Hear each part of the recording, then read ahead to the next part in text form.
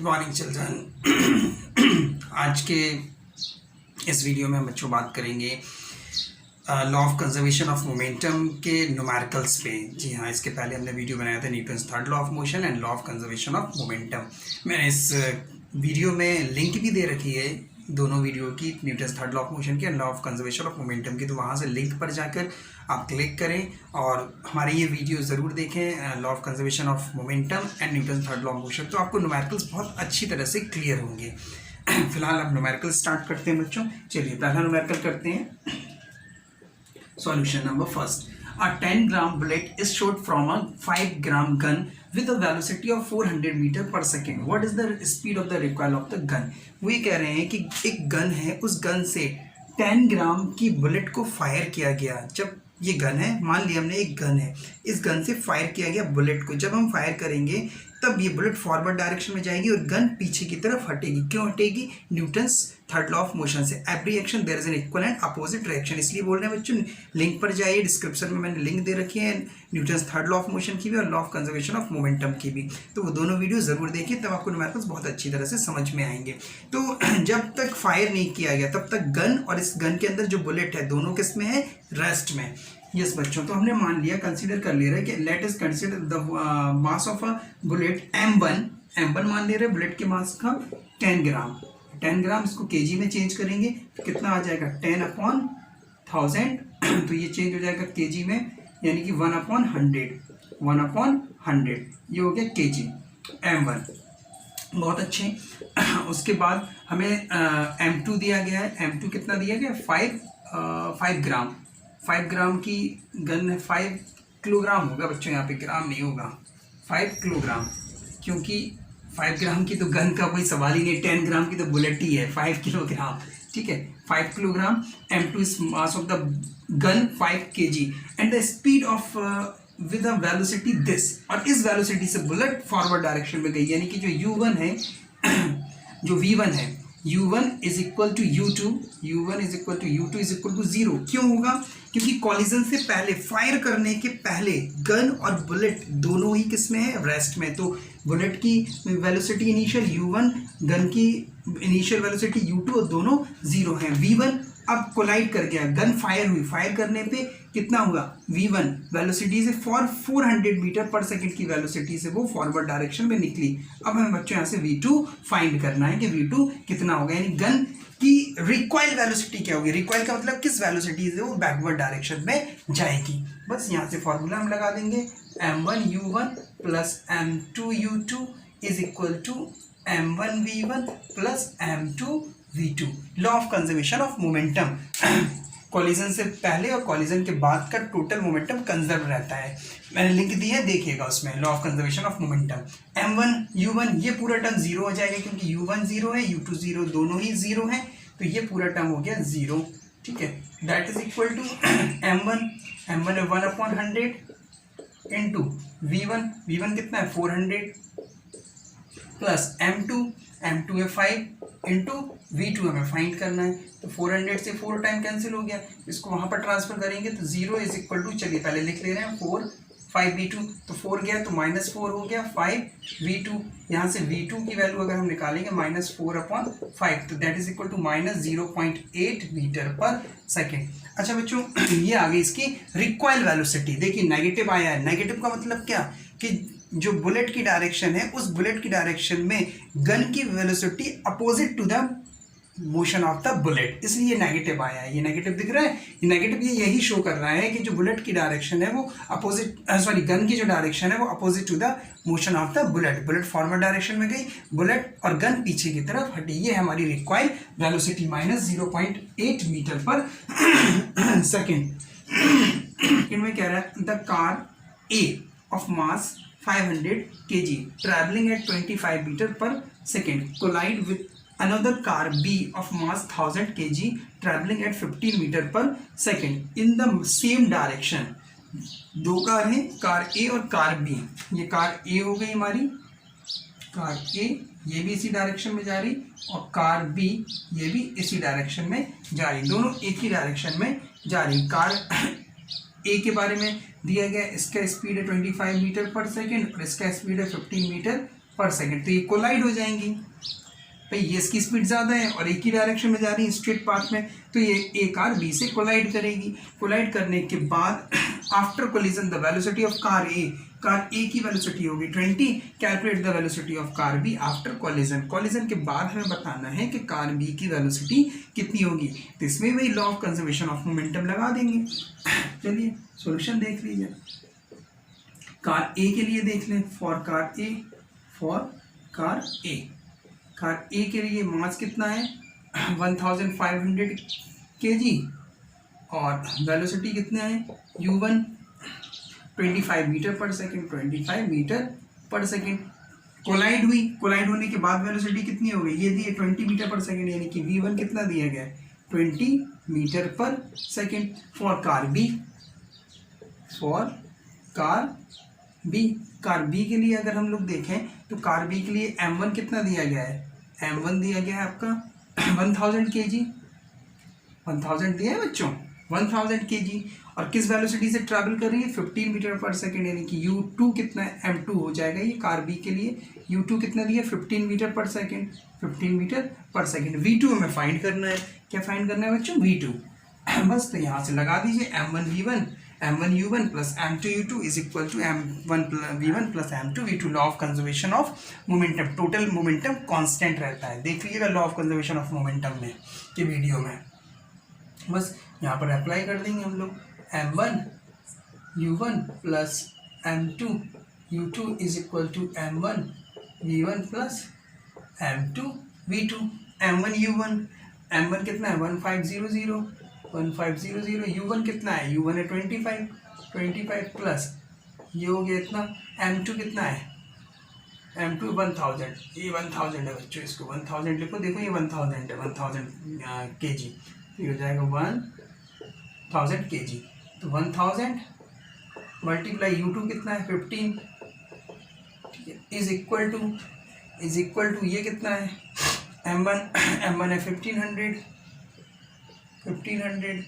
Into v1 दिया गया 20 हो गई वेलोसिटी कोलिजन के बाद, ठीक है, प्लस m2 1000 इंटू v2। बस यहाँ से v2 की वैल्यू बच्चों निकाल लेना। रफ करें क्वेश्चन, इसी के नीचे सॉल्व कर लेंगे, ठीक है। ये क्वेश्चन रफ करते हैं, इसी के नीचे ये सॉल्व कर लेंगे, है ना। यहाँ से कितना आ जाएगा, इसको सॉल्व कर लीजिए, ये ठीक है। ऐसा करिए 15 कॉमन आ जाएगा। कैलकुलेशन देखो आप अपने अकॉर्डिंग कर सकते हैं, 15 कॉमन आ जाएगा और 100 कॉमन आ जाएगा। 15 इंटू 100 जैसे ही हम कॉमन लेंगे तो 1500, यानी कि ये पूरे चला गया 1500, तो बचा ये 25 प्लस यहाँ से 15 और 100 गया तो 10 बचा 10, ठीक है। कैलकुलेशन तो कर ही सकते हो ना, कैलकुलेशन तो आ जाएगी बच्चों।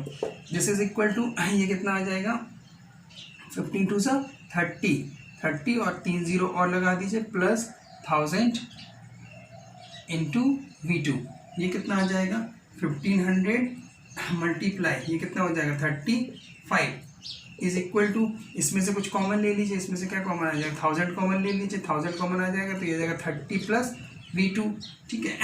1000 को ट्रांसफ़र कर देंगे तो ये कितना आ जाएगा 1500 multiply 35 upon 1000 is equal to 30 plus v2, 1 2 ये 0 कैंसिल हो गए, ठीक है। बाकी अभी यहाँ से निकाल लेना बच्चों, v2 की वैल्यू निकाल लेना है, इसको कैलकुलेशन करना, 30 को ट्रांसफ़र कर देना तो v2 की वैल्यू आ जाएगी। v2 क्या नहीं कि कार b की वेलोसिटी कोलिजन के बाद कितनी होगी वो आ जाएगी, ठीक है। नोट करिए जल्दी से बच्चों, फटाफट यहाँ से कर लोगे ना। कैलकुलेशन थोड़ा सा लेंथी है लेकिन आ जाएगा, कॉन्सेप्ट वही रहेगा, law of conservation of momentum के कॉलिजन के पहले और कॉलिजन के बाद टोटल मोमेंटम कांस्टेंट रहता है, ठीक है। बहुत अच्छे।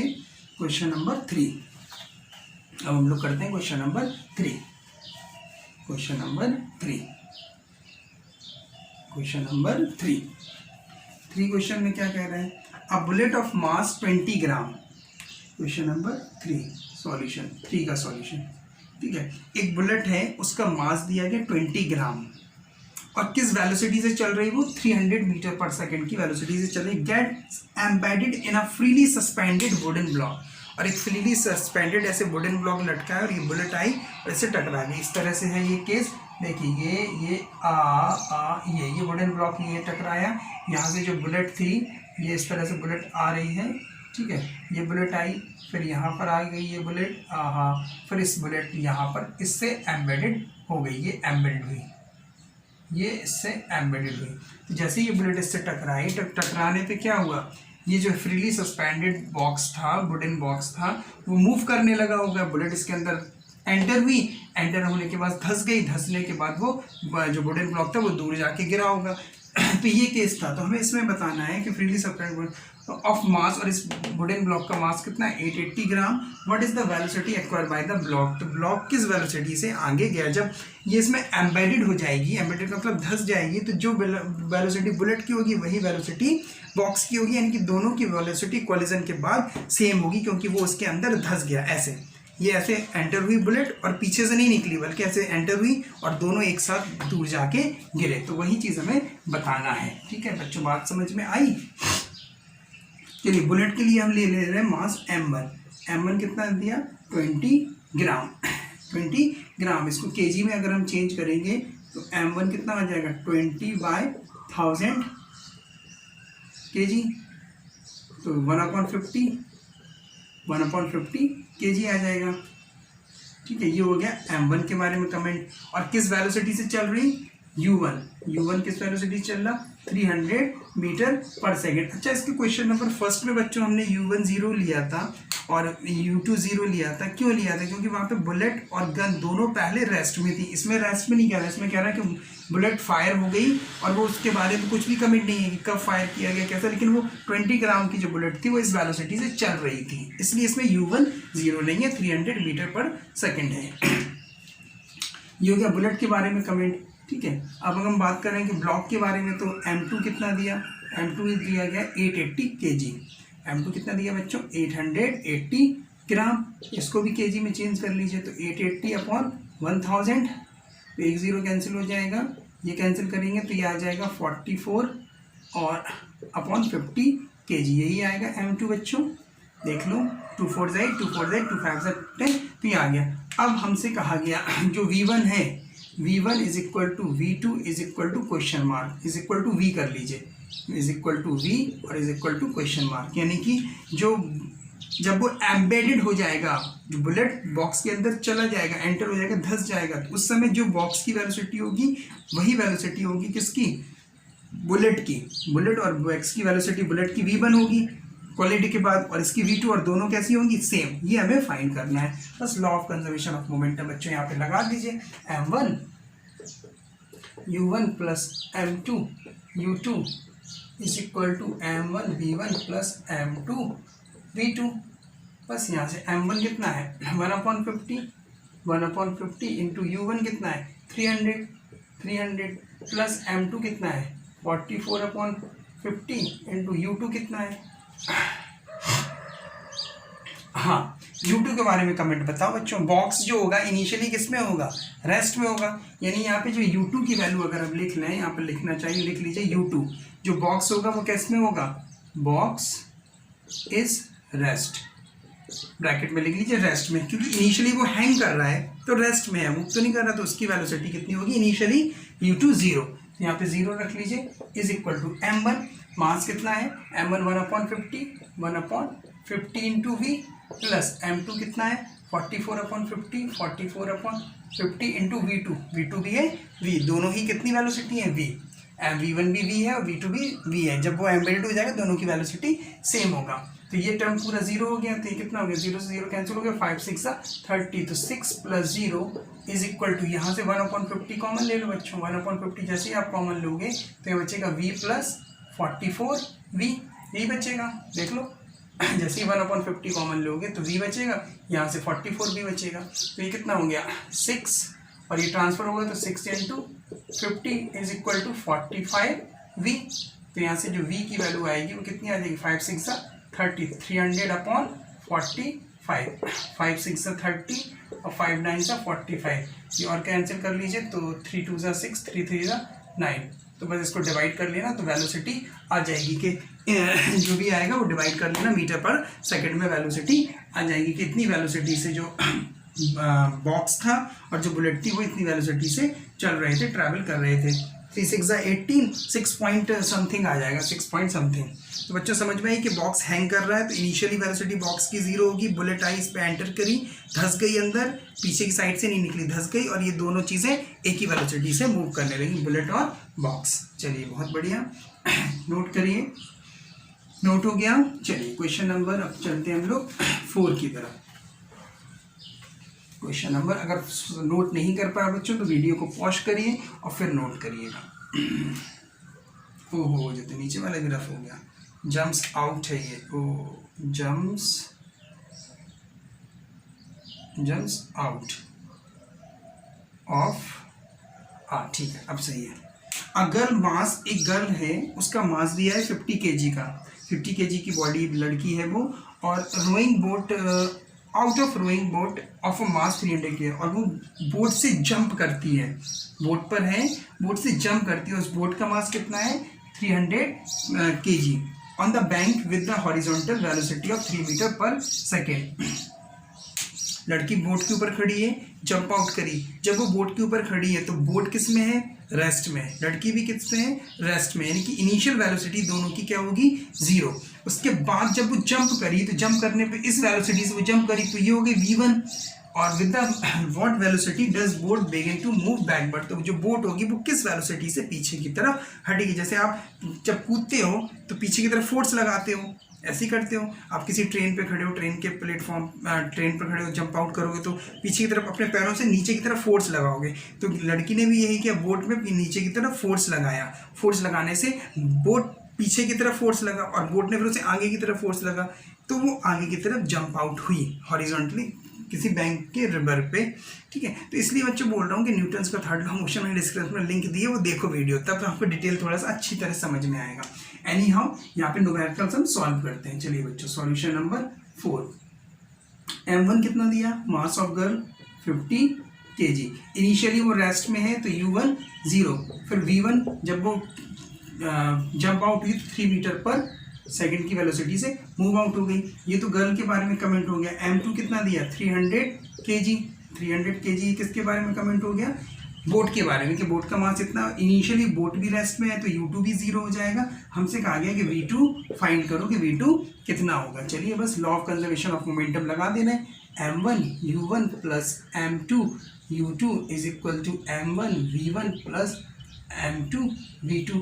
अब u1 0 है, u2 0 है, देखो u1 0 है, u2 0 है, तो ये पूरा टर्म हो जाएगा 0 is equal to m1 50, v1 कितना दिया गया 3 metre per second, plus m2 कितना दिया गया, m2 दिया गया 300 बच्चों, तो ये आ जाएगा 300 इंटू v2, v2 को v2 रहने दीजिए, v2 में फाइंड करना है v2, तो ये कितना आ जाएगा 3 5 से 15, यही आ जाएगा 5 3 से 15 प्लस 300 v2, यहाँ से जो v2 की वैल्यू आएगी वो -150 अपॉन 300, 0 से 0, 15 2 से 30, यानी कि -1/2, यानी जो v2 की वैल्यू आएगी -0.5 मीटर पर सेकेंड, इतना आ जाएगा।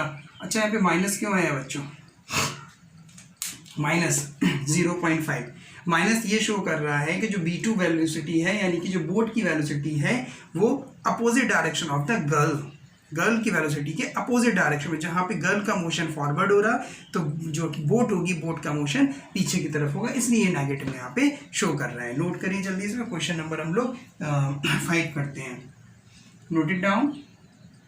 चलिए, तो आई बात समझ में, इसलिए जिन्होंने वीडियो नहीं देखे हैं Newton third law of motion के और law of conservation of momentum का, वो लिंक में चाहे, मैंने डिस्क्रिप्शन में लिंक दे रखी है, लिंक पर क्लिक करें तो आपको Newton third law of motion और law of conservation of momentum की डिटेल एक्सप्लेनेशन मिल जाएगा। चलिए क्वेश्चन नंबर हम लोग करते हैं 5, क्वेश्चन नंबर 5 क्वेश्चन में क्या कह रहा है बच्चों, question number 5, a truck of mass, एक ट्रक है उसका मास कितना दिया, इतना, ठीक है, मूविंग, और किस वेलोसिटी से मूव कर रहे हैं, ये u1 दे दिया, collide with a car of mass 1000 kg moving at 5 metre per second and opposite direction, ये चीज ध्यान देना बच्चों, अपोजिट डायरेक्शन।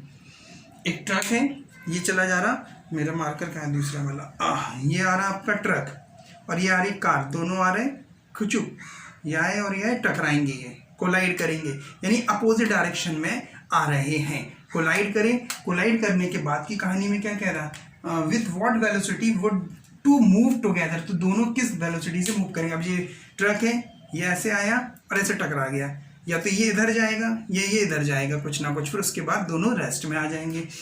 तो वही बताना है कि वो दोनों किस वेलोसिटी से मूव करेंगे और किस डायरेक्शन में करेंगे। चलिए डायरेक्शन की बात नहीं कही है यहाँ पे, फिर भी हम देखते हैं, अगर डायरेक्शन आएगी तो बताएंगे आपको। पहले ट्रक के बारे में कमेंट कर लें, for truck, for truck, truck के बारे में कमेंट क्या है, मास कितना दिया ट्रक का, मास दिया गया 2500 किलोग्राम, और किस वेलोसिटी से चल रहा है वो 50 मीटर पर सेकंड की वेलोसिटी से वो मूव कर रहा है। ठीक है, उसके बाद ट्रक के बाद फॉर कार, कार के बारे में क्या कमेंट है, कार का मास कितना दिया, ओह सॉरी ये तो हाँ ये ठीक है, कार का मास दिया गया M1 M2 सॉरी, कार का मास कितना दिया गया बच्चों 1000 kg। ठीक है, बहुत बढ़िया।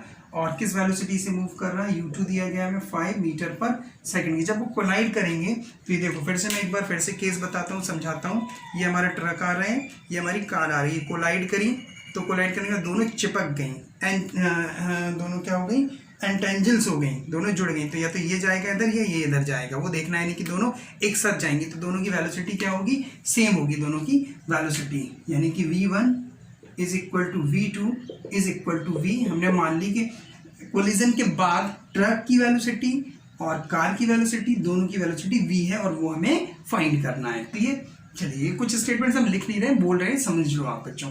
यहाँ पर भी बस लगा दीजिए, law of conservation of momentum M1U1 plus M2U2 is equal to M1V1 plus M2V2। Total momentum before collision after collision same रहता है। तो M1U1 कितना है, ये निकाल लीजिए यहाँ से, 2500 मल्टीप्लाई 15 प्लस M2 कितना है 1000 इंटू U2 कितना है 5, ठीक है, इज इक्वल टू M1 कितना है 2500 इंटू V, ठीक है, प्लस ये कितना है 1000, M2 है 1000 इंटू V। बस इसको सॉल्व करना है बच्चों, V की वैल्यू यहाँ से निकाल लेंगे हम लोग। कॉमन ले लें कुछ क्या,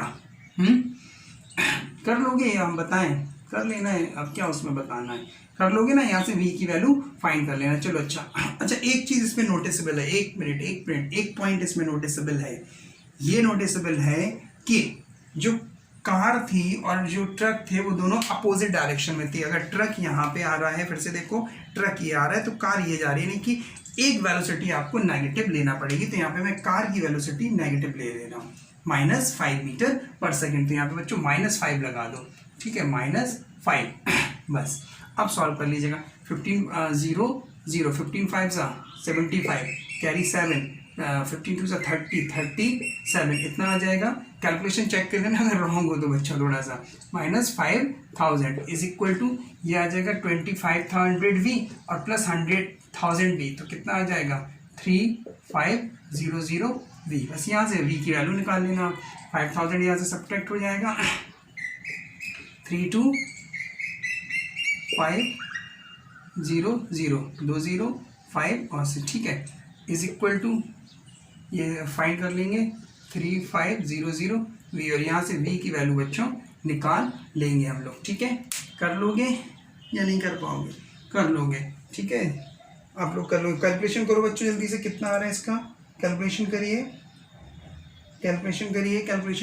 यहाँ से जो भी वैल्यू आएगी वो कैलकुलेशन आप करके निकाल लेना। ठीक है, यहाँ से पॉजिटिव वैल्यू आ रही, जो भी वैल्यू आएगी वो आएगी बच्चों पॉजिटिव। पॉजिटिव का मतलब हमने ट्रक की वेलोसिटी पॉजिटिव ली थी, यानी कि जो कार है, जो ट्रक है, ये ट्रक आ रहा था और ये कार आ रहा था, यानी कि जो मोशन होगा वो towards the direction of truck, इस तरफ दोनों चले जाएंगे। अगर नेगेटिव आता, V की वेलोसिटी नेगेटिव आता है तो कार के तरफ, जहाँ पे कार का मोशन हो रहा था उस डायरेक्शन में दोनों चले जाते हैं। लेकिन पॉजिटिव आ रहा है, इसका मतलब कि जो डायरेक्शन होगी कोलिजन के बाद वो towards the direction of truck होगी। ठीक है, चलिए इसके बाद अब बच्चों क्वेश्चन नंबर 6 करते हैं हम लोग। 5 के बाद question number 6, a boy of mass 60 kilogram running at 3 meter per second jumps onto a trolley of mass 150 kg moving with the velocity of 1.5 meter per second in the same direction. What is their common velocity? क्या कह रहा है question number 6 में? Question number 6 में बच्चों ये कह रहा है कि एक ट्रॉली है वो इस डायरेक्शन में मूव कर रही है, ठीक है, इसी डायरेक्शन में एक लड़का दौड़ रहा है और दौड़ते दौड़ते वो उस ट्रॉली के ऊपर जंप किया। जैसे ही जंप किया तो अब हमें ये बताना है कि जंप करने के बाद दोनों जुड़ गए ट्रॉली में, वो बैठ गया है खड़ा रहा, यानी दोनों की जो वेलोसिटी होगी वो एक कॉमन वेलोसिटी होगी कि ये जा रहा था आपका ट्रॉली, ये लड़का दौड़ा और इसके ऊपर जंप हो गया, ठीक है, ये ट्रॉली भी इसी डायरेक्शन में, लड़का भी इसी डायरेक्शन, जब वो जंप किया इस पर तो हमें ये बताना है कि अब दोनों किस वेलोसिटी से मूव करने लगेंगे, ठीक है। चलिए तो सॉल्यूशन देखते हैं। क्वेश्चन समझ में आ गया। मास ऑफ बॉय कितना दिया 60 kg और u1 दिया, मास velocity of boy 3 metre per second. Mass of trolley कितना दिया 150 kg, 150 kg। Velocity of trolley किस वेलोसिटी से मूव कर रही थी 1.5 मीटर पर सेकेंड की वेलोसिटी से ट्रॉली मूव कर रही थी। अब जब दोनों जुड़ गए तो कॉमन वेलोसिटी क्या होगी v1 is equal to v2 is equal to v।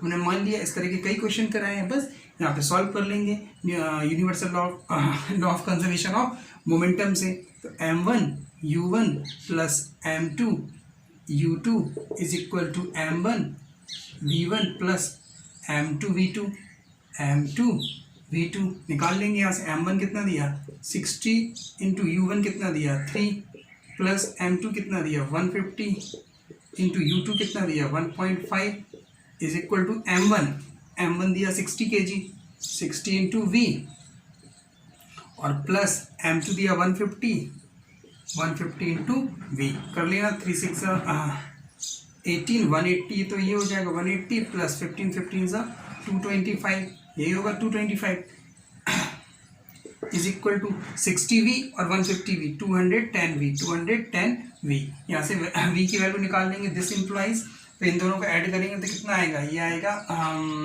5 हो जाएगा और 8 और 2 10 और 2 और 1 3 और 405 अपॉन, यहाँ से जो v की वैल्यू आएगी वो v की वैल्यू आएगी 405 अपॉन 210। निकाल लीजिएगा मीटर पर सेकंड में जो भी वेलोसिटी आएगी वो मीटर पर सेकंड में आ जाएगी। कैलकुलेशन थोड़ा सा चेक कर लेना, कॉन्सेप्ट यही लगेगा कि कॉलिजन से पहले और कॉलिजन के बाद का मोमेंटम कांस्टेंट, क्योंकि जब वो बॉय था ये जा रहा था और ये जंप किया तो दोनों कोलाइड कर गए, दोनों का मोमेंटम कांस्टेंट रहेगा कॉलिजन से पहले और कॉलिजन के बाद, यानी law of conservation of momentum से ये सॉल्व हो जाएगा, ठीक है। चलिए नेक्स्ट क्वेश्चन देखते हैं, क्वेश्चन नंबर